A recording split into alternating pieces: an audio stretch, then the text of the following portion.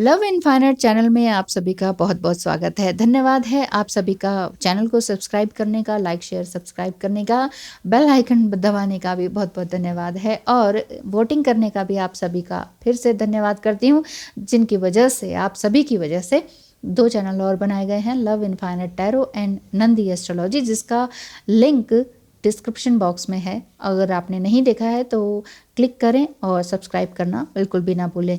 बात आज मैं कर रही हूँ, अगर आप एक रनर से परेशान है, यानी कि अपने ट्विन फ्लेम या डिवाइन मस्कुलाइन की रनिंग एनर्जी से और स्टबर्न एनर्जी से परेशान है और आप चाहते हैं कि बीइंग अ चेजर और अब मैं चेजिंग नहीं करना चाहती हूँ, तो विदाउट चेजिंग मैं उनको वापस कैसे पा सकती हूँ। यानी कि आपका क्वेश्चन ये है कि my runner twin flame is extremely masculine and stubborn, how can I as a chaser be in feminine energy without chasing him and let him come back to me? किस तरह से उनको वापस पाऊं?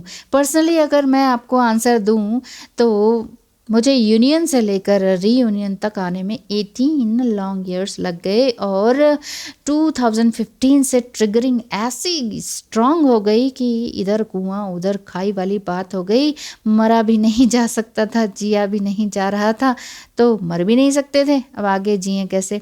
तो लगभग 3 साल स्ट्रॉन्ग ऑन एंड ऑफ की सिचुएशन रही, जिसमें कि हमेशा मैं ये सोचती रही कि अब कभी भी बात नहीं करूँगी। बहुत सारी कस्में खाई, भगवान से कस्में खाई, अपने आप से वादा किया अब तो कभी बात नहीं करूँगी, लेकिन कभी ना कभी बात करनी ही पड़ जाती थी। बट इन सब चीज़ों से कुछ हासिल हुआ नहीं, बेकार की इस ईगो को फीड करके अपने ईगो को, या एक ही बात पे स्टबर्न मैं खुद रही थी, तो इसलिए मुझे लगा कि सामने वाला स्टबर्न है। तो इन सब बातों से कुछ भी हासिल नहीं हुआ।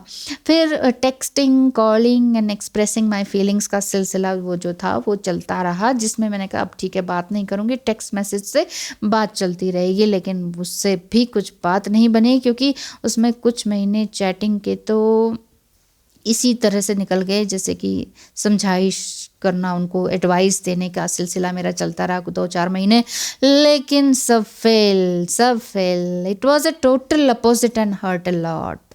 बहुत बहुत ज़्यादा दुख, पेन, सफरिंग, इतना रोना, ऐसा रुदाली वाला रोना, चीख पुकार वाला रोना, इतना गुस्सा, अपने आप को ही हर्ट करने का सिलसिला मेरा चल चुका था। बिल्कुल ऐसा लग रहा था कि मैं जस्ट पागल ही होने को हूँ, अब बस कुछ दवाइयाँ खा के जी लूँ और बस ख़त्म ज़िंदगी।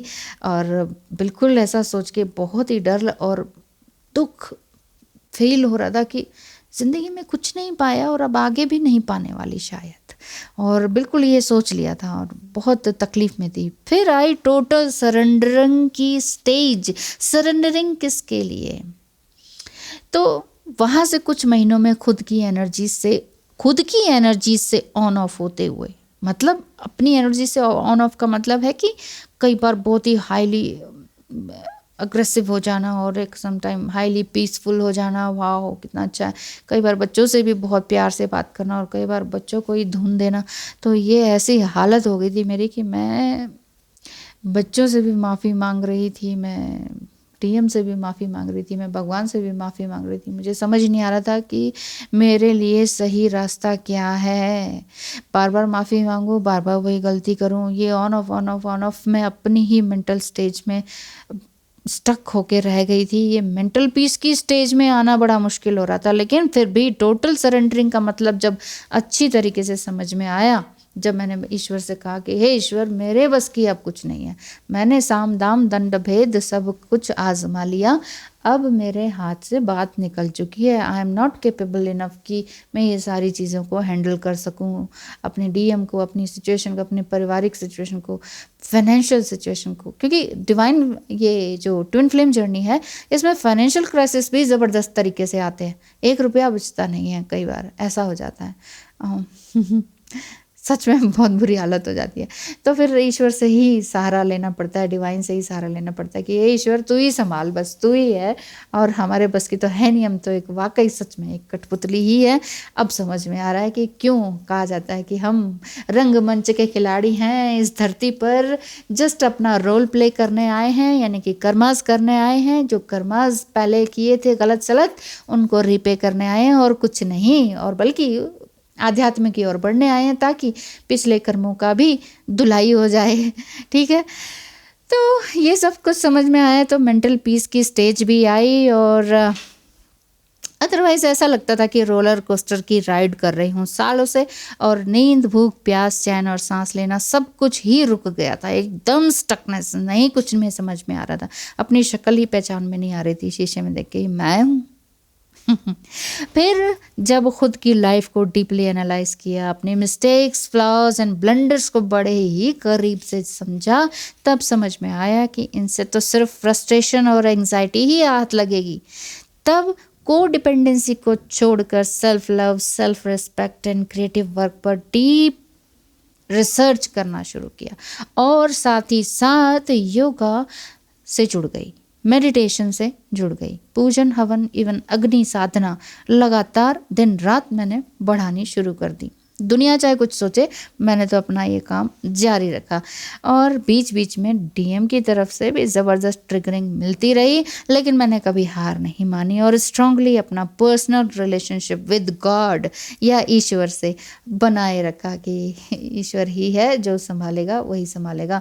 तो अगर आपकी भी यही स्टेज है और आप कहते हैं कि इतना स्टबर्न क्यों है, तो आप सोचिए कि अपने आप के अंदर क्या स्टबर्ननेस है, आप कहाँ अटकी हुई हैं, आप क्यों ज़िद में अटकी हुई हैं, कहाँ क्या वाकई आपकी जो ज़िद है कि मुझे ये चाहिए, वो चाहिए, या ये ऐसा डीएम जो है इस तरह से बदल कर आना चाहिए, इतने टाइम पीरियड तक बदल कर वापस आ जाना चाहिए, ये है और वो। तो ये स्टबर्ननेस तो आपके अंदर है, इस चीज़ को आपको समझना होगा। जब इसीलिए मैंने अपनी उदाहरण दिया है, यही जब हम अपने अंदर की नेगेटिविटी को, अपने अंदर के फ्लॉज को समझने लग जाते हैं, देन हम समझ पाते हैं कि यस, मेरा जो स्ट्रॉन्ग पर्सनल रिलेशनशिप है वो तो ईश्वर से है, बाकी दुनियावी चीज़ें तो बनाई गई हैं, या ठीक है सोल कनेक्शन है तो भी उसको जस्ट एक्सेप्ट करना सीखा। मतलब अच्छी चीज़ें हैं तो भी एक्सेप्ट करो, उछलो मत, और बुरी भी चीज़ें आ रही हैं तो उसको एक्सेप्ट करो और प्यार से उस चीज़ को, समय का इंतज़ार करो कि बुरा समय भी निकल जाएगा, क्योंकि हर दिन होतना एक समान वाली बात है, हर समय एक ही दिन तो समय नहीं चलता है ना। अगर आप भी खुद से रनिंग कर रहे हैं, एक तरह से आप ये खुद से रनिंग कर रहे हैं, आपको पता ही नहीं है कि मैं स्टबर्न, मैं खुद हूँ, मैं अपनी गलती नहीं देख पा रही हूँ, मैं अपने आप से भाग रही हूँ क्योंकि मैं सामने वाले को चेस कर रही हूँ इसलिए कह रही हूँ क्योंकि मैं एक लेडी हूँ। आप कर रहे भी हो सकते हैं क्योंकि आप फीमेल एनर्जी में, मेल बॉडी में होंगे, तो आप ये अपने आप को उस तरीके से समझिए, ठीक है।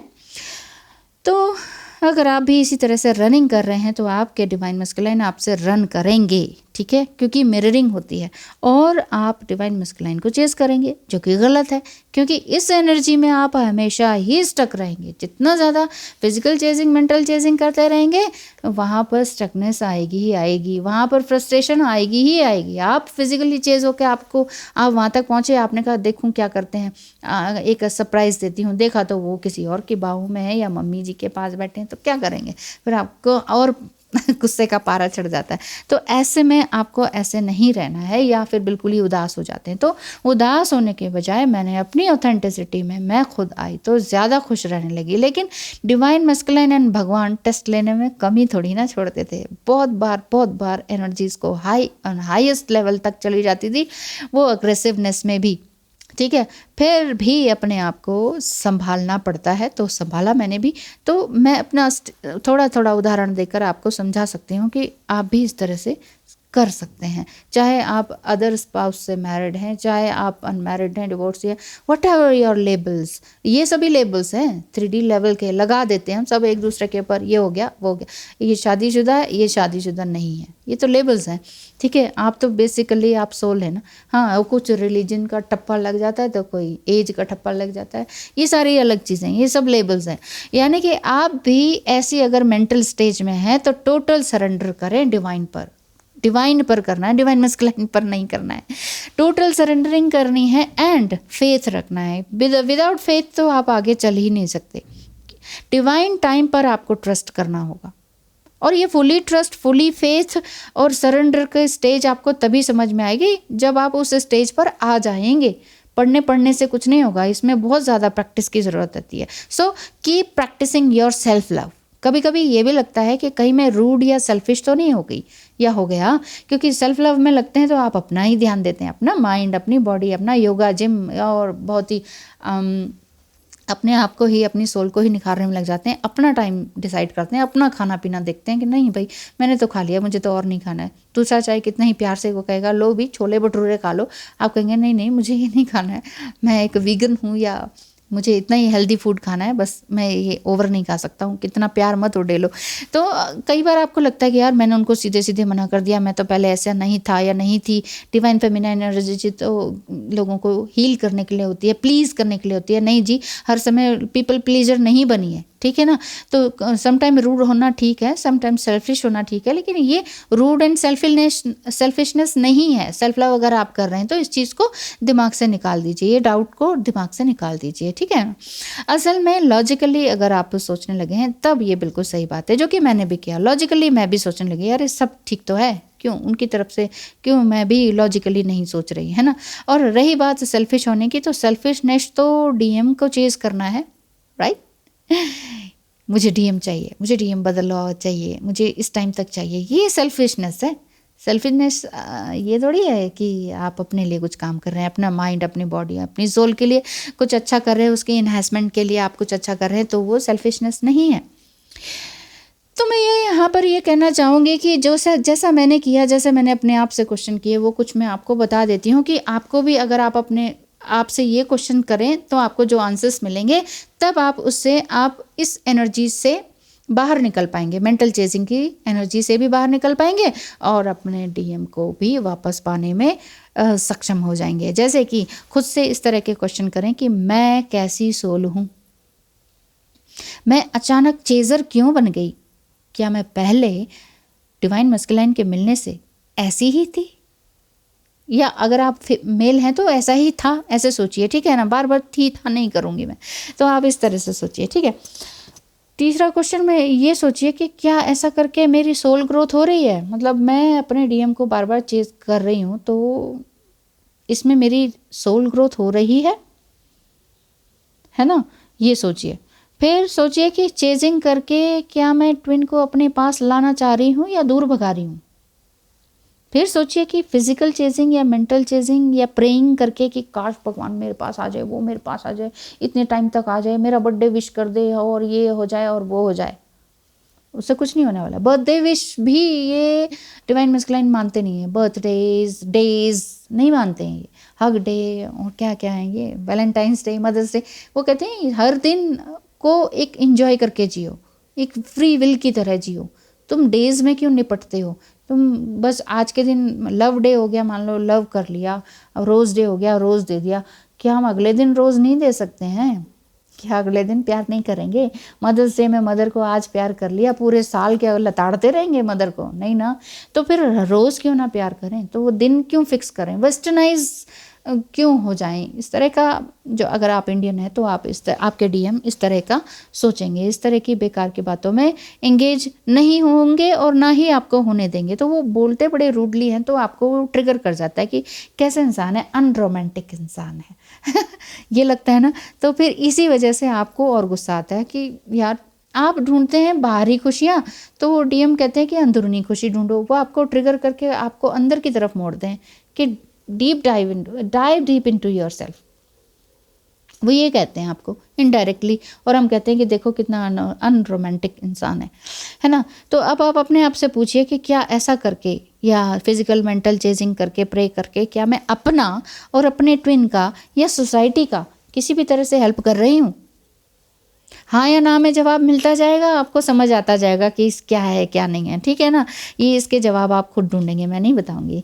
तो क्या ऐसा सब करके क्या मैं सोसाइटी की हेल्प कर रही हूँ, क्या ये चैरिटी हो रही है, क्या इससे मुझे मेंटल पीस मिल रहा है, क्या ये सब करके मैं अपना बेस्ट वर्जन बन पा रही हूँ, क्या मैं जो पिछले 10 साल पहले थी क्या मैं अब उससे भी बेटर हूँ, क्या मैं रोज़ आगे बढ़ रही हूँ, क्या मैं रोज़ पेन और सफरिंग से बाहर निकल रही हूँ, इन सब से मैं ओवरकम हो रही हूँ, क्या मैं रोज़ अपनी नेगेटिविटीज़ को डील कर पा रही हूँ, अपने फियर्स को डील कर पा रही हूँ, क्या मैं अपने आप को ये सब करके या चेजिंग करके हील कर पा रही हूँ? क्या मैं अपने डिवाइन मस्कुलाइन को हील कर पा रही हूँ ऐसे करके?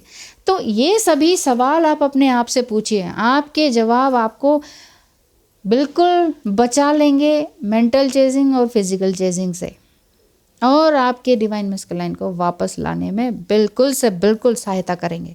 Feminine energy just like flower है, ये समझिए, एक फूल की भांति है जो जीते जी भी और मरकर भी खुशबू और सुकून देती है, कुछ भी लेती नहीं है। तो सोचें, do I feel like a flower when I am chasing him the whole time?